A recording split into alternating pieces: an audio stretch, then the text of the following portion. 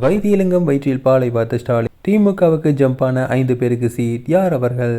அதிமுகவிலிருந்து விலகி திமுகவில் இணைந்தவர்களை ஸ்டாலின் கைவிட மாட்டார் என்பதற்கு இன்று அவர் வெளியிட்ட வேட்பாளர் பட்டியலே உதாரணம் என சொல்கிறார்கள்.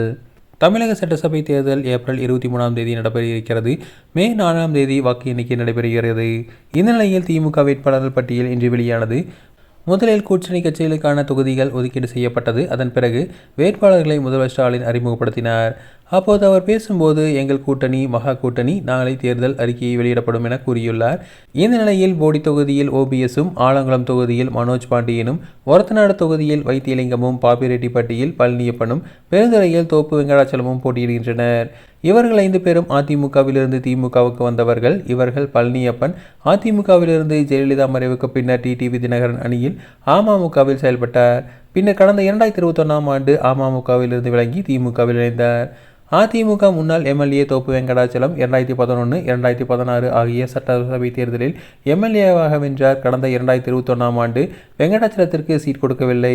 இதனால் அதிருப்தி அடைந்த அவர் தனது ஆதரவாளர்கள் முன்னிலையில் திமுகவில் இணைந்தார். மனோஜ் பாண்டியன், வைத்தியலிங்கம், ஓ பன்னீர்செல்வம் உட்பட அண்மையில் திமுகவில் இணைந்தனர். இவர்களும் அதிமுகவிலிருந்து நீக்கப்பட்டு தனியணியாக செயல்பட்டு வந்த நிலையில் திமுகவில் இணைந்துள்ளனர். இவர்களுக்கு இந்த தேர்தலில் போட்டியிட வாய்ப்பு கொடுக்கப்பட்டுள்ளது. ஒரத்தநாடு தொகுதியை கேட்டு பெற்ற திமுக நிர்வாகி சந்திரசேகரின் மகன் நாகேந்திரன் என்ற மருத்துவர் முயற்சித்தால் தனக்கு சீட் கிடைக்காதோ என வைத்தியலிங்கம் களத்தில் இருந்த நிலையில் அவருக்கு தற்போது சீட் கொடுக்கப்பட்டுவிட்டது. எனினும் அதிமுகவிலிருந்து விலகி திமுகவில் இணைந்த மைத்ரேயனுக்கு சீட் வழங்கப்படவில்லை. அதுபோல 28 அமைச்சர்களுக்கு மீண்டும் சீட் கொடுக்கப்பட்டுள்ளது. அமைச்சர் பொன்முடி காந்தியின் மகன் கௌதம் சிகாமணி, வினோஜ் காந்தி ஆகியோருக்கு சீட் வழங்கப்பட்டுள்ளது.